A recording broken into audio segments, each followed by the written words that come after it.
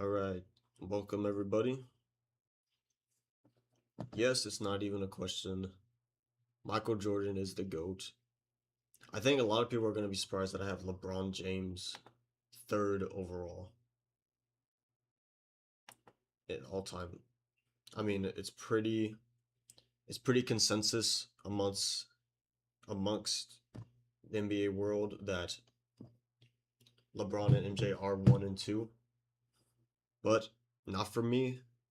I can definitely go into that if some people disagree or whatever, which I'm sure a lot of people will. I'm sure there's a lot of people that have LeBron number one all time, right? But for me, it's just so clearly Michael Jordan, and I still have Kareem ahead of LeBron for MVP reasons, for championships, um, all that. Like for him having the scoring title for as long as he did in an era where threes weren't really prevalent, unlike LeBron. So yeah, that's my three. I don't think it's as clear cut. If you have LeBron as number two instead of number three, I'm not mad about it. These are for sure the top three in my mind. It's like these are the three. I would say these are the next two: Tim Duncan and Magic Johnson. Tim Duncan very underrated, and then we have honestly these five guys who are pretty much in the same tier, especially Kobe, Larry Bird, and Shaquille O'Neal. If you have them mixed around, I don't mind it at all. If you have Larry Bird back, if you have Shaq ahead of Kobe, like I'm not mad about it. But I have it this way: Shaq with the highest peak of these guys, but these guys are just more consistent, achieving more. Bill Russell, obviously a great winner, was never the best, or to me was never the best offensive player on his championship teams. That makes a big difference. Go to the top 20. So at 11, I have Akeem Olajuwon, the Dream Shake, great player, just missing out on the top 10, only because guys like Bill Russell, Shaq exist. Steph Curry, Kevin Durant are right there. If either of them get a one more ring by the end of their career or do anything crazy, they could move up possibly, but I really don't see them doing much to get into the top 10. Oscar Robertson, the original triple double guy, very underrated. Just didn't win enough, honestly. He could have been like really solidified as top 10. Same thing with Jerry West, Elgin Baylor. Great individual players though. The logo, obviously Jerry West, and then Elgin Baylor, great scorer for his time. David Robinson, the Admiral. John Havlicek, Giannis, who's already at 19th all time to me anyway. Karl Malone. And then you have the top 30. Not gonna go through all these guys. George Mikan, a lot of people might even not know who that is. Carmelo Anthony, this is not Carmelo Anthony at here at 25. This is actually Nikola Jokic. But the list I'm using, it's like the top 75 players for the tier list. So they didn't have Nikola Jokic, obviously. It was before like he got MVP multiple times and won his championship. Moses Malone right behind him, very similar in terms of accolades and stuff. I think Jokic by the end of his career will be further along that list, personally. And then Dirk, Charles Barkley, very close. I think we'll talk about that today. Kawhi and Chris Paul, right there. Chris Paul sadly cannot move up anymore because his career is done. But, if he had won a ring, he would be probably here. And then we got the top 40 and top 50. Quickly go through some of these guys: Dwayne Wade, James Harden, Allen Iverson, Isaiah Thomas, Scottie Pippen. You go to these guys: George Gervin, Anthony Davis, Dominique, Steve Nash, who I probably most people don't have him this low, but I think he's a little overrated. Shouldn't have won at least both of his MVPs. Maybe one he should have won. And ended off with Patrick Ewing and Willis Reed in my top 50. So that is my top 50.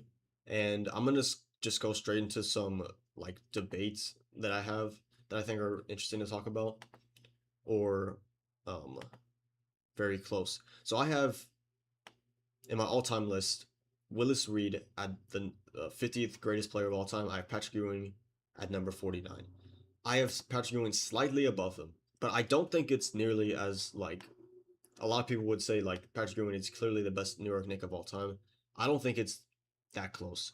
So Willis Reed, obviously, he has 2 rings compared to Patrick Ewing's 0.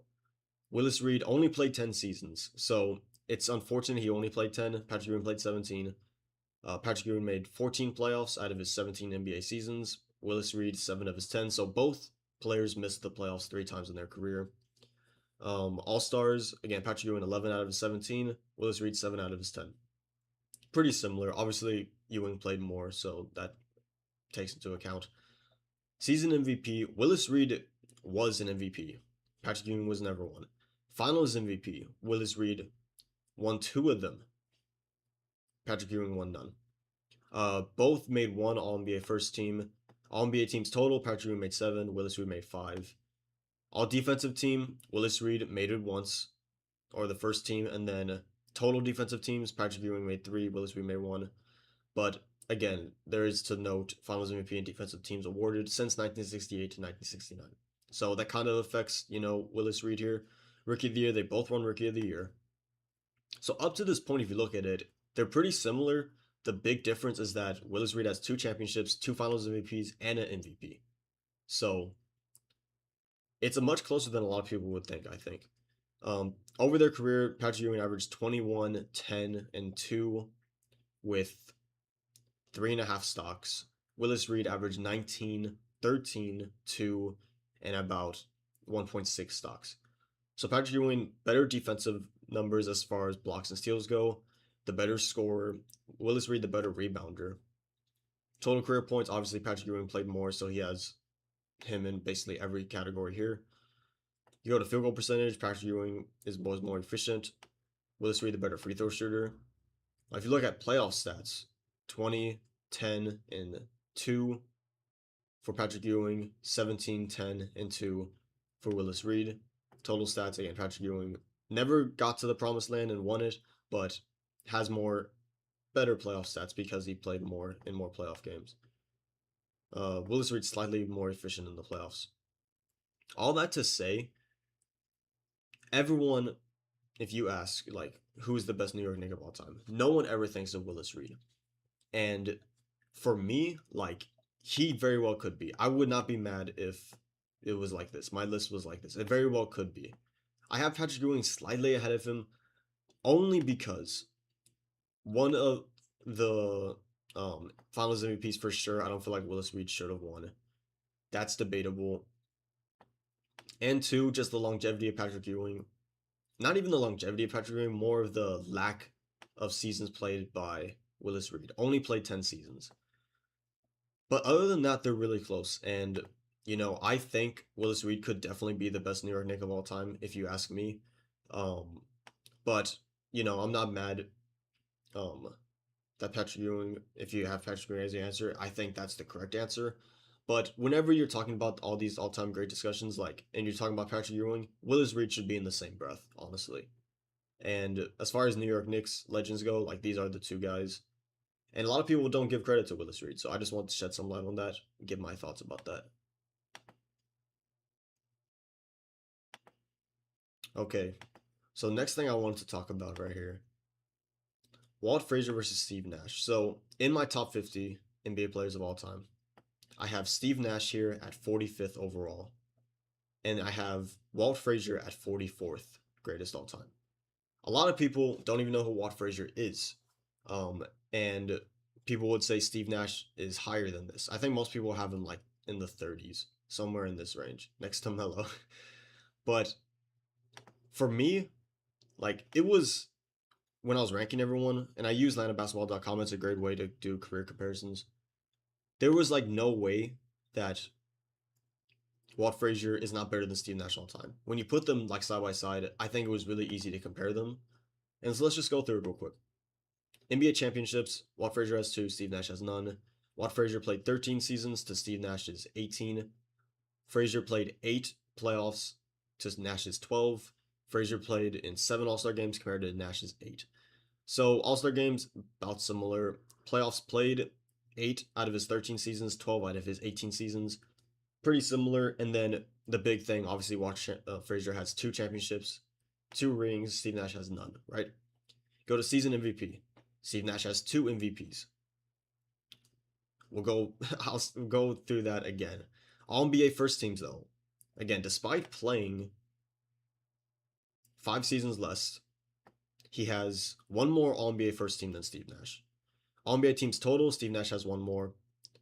This is a big difference, though. All defensive first teams and all defensive teams total, Walt Frazier has 7. And the defensive teams awarded were since 1968 and 1969. So Walt Frazier, again, just like played before this happened. It was like right before, but still you can clearly see a much better defender. Steve Nash, obviously the assist leader 5 times. So going through this, the big difference, again, all NBA teams are kind of similar. It is impressive that Walt Frazier played less seasons and still got around the same.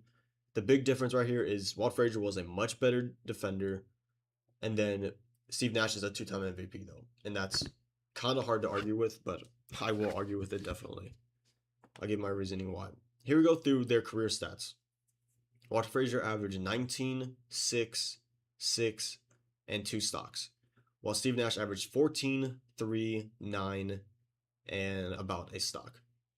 So, Walter Frazier was the better scorer, the better rebounder. Steve Nash, obviously the better passer, but not by much. I mean, Walt Frazier was a good passer too. And the Walt Frazier was the better defender, got more steals and more blocks per game, right?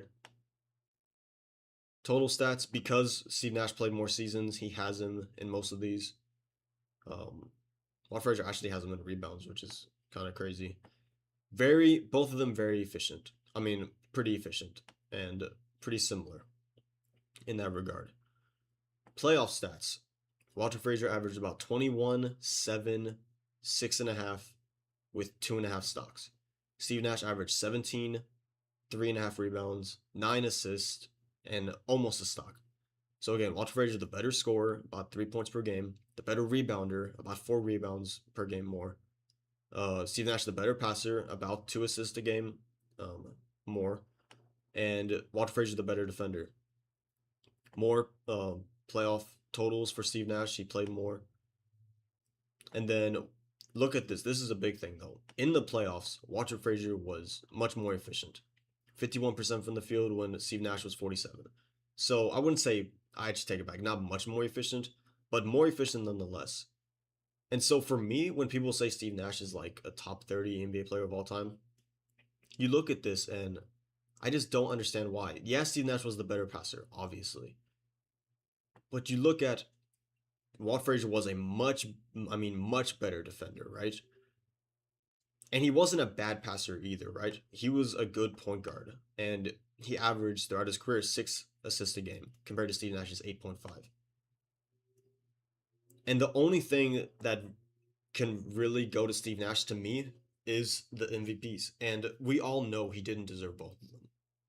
That's a whole other video in and of itself. If you want me to make a video on that, please let me know.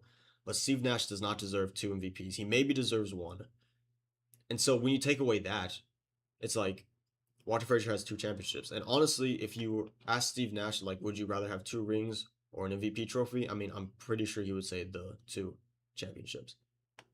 So for me, I love two-way players.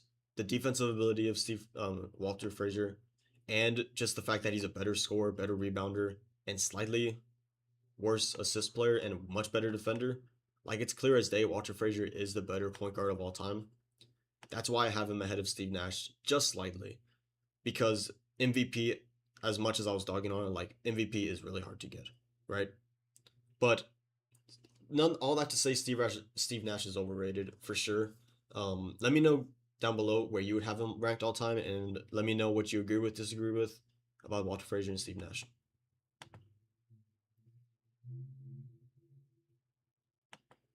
Okay, here we go. Last topic before I'm gonna head out and end this stream. I have in the top 30 here, right before the Melo placement, Carmelo Anthony, obviously a top 30 NBA player of all time. We have Dirk Nowitzki at 37th and Charles Barkley at 38th. Greatest all time. Now, they're both power forwards, so they a lot of times get matched up with guys like Kevin Garnett, Giannis, Karl Malone. Tim Duncan's kind of the consensus GOAT power forward of all time. So this is just something I wanted to talk about and why I have Dirk slightly ahead of Charles Barkley. it may be like, if you may be thinking like, why would Dirk be slightly ahead of Charles Barkley? It's probably right. So we can go over it real quick. Obviously, Charles Barkley, one of the greatest players to not win a ring. Dirk Nowitzki did get a ring finally, later in his career. Charles Barkley played 16 seasons to Dirk Nowitzki's 21. Dirk Nowitzki played 15 playoffs compared to Barkley's 13. All Stars, Nowitzki made 14 compared to Barkley's 11. So comparably, because Nowitzki played more seasons, everything is pretty similar. The only big difference is Dirk did get that ring, right? Both got us regular season MVP. Dirk won Finals MVP when he won the championship. Charles Barkley made one more All NBA first team, which is impressive because he played less seasons. All NBA teams total, Dirk Nowitzki has one more. Rebounds leader, Charles Barkley has one, which I thought was surprising. I thought he'd have more of that. But if he was bigger, he definitely would have for sure. Looking to their stats, Charles Barkley averaged throughout his career 22, 12, 4, with about 2.3 stocks a night. Dirk Nowitzki averaged 21, 8, 2.5, and about 1.6, 1.5 stocks per night. So Barkley, the better scorer, technically. You look at the better rebounder by far. Actually had more assists, which is kind of crazy. And then better defender too. I wouldn't say he was the better offensive player, because Dirk Nowitzki was for sure. And I think his averages get way down a little because he played more. And you look at that in their total career stats, like Nowitzki has them in points by a bit. But overall, Charles Barkley individually was probably better. You could look at even their field goal percentage. Like Barkley, much more efficient, much more at the rim. Nowitzki, more of those fadeaways and stuff. Not a bad efficiency player, but less efficient nonetheless. So at this point, besides the Finals MVP and the Finals or the championship, Dirk Nowitzki doesn't seem like the better player. But I think this is where it comes down to the playoff stats. Nowitzki, the better scorer in the playoffs, gets closer to him in rebounds, assists about the same. Actually, even improves his defense, honestly. And then total stats, he has more. So really, for me, it came down to Barkley is the more efficient, better defender, more better rebounder, when Dirk Nowitzki was clearly a better offensive player, better scorer, and at the end of the day, he did win a ring. You can argue, he didn't have Michael Jordan to stop him, but he did beat LeBron James, who people will say is the second greatest or the greatest player of all time, depending on where you have him. For me personally, I have him third overall. That's a whole other video in and of itself if you want to see that and why I have Kareem ahead of him. But that's why I have Dirk slightly ahead of him. It's literally just because of the championship. And I don't want to dog, again, Barkley on it too much because I do have him ahead of Leonard, who was a two-time champion. Chris Paul, who hasn't won one, obviously, but Wade, who's won multiple. Harden hadn't won one. So actually a bunch of players who haven't won a championship in this range. But yeah, let me know down below who you think is the better power forward of all time, Dirk Nowitzki or Charles Barkley. Do y'all think these places are too high, too low in my top 50 of all time? Do you think Melo should be here? Let me know down below. I'd love to hear from you guys. And I guess that's going to be it for me. I was hoping to do the stream a little longer, but the sun is going down and I do have to attend to something. So that's going to be it for me. Let me know what you agree with, disagree with on this list. I can go into more depth about specifically the top 25. Excuse me. Starting with Melo, of course.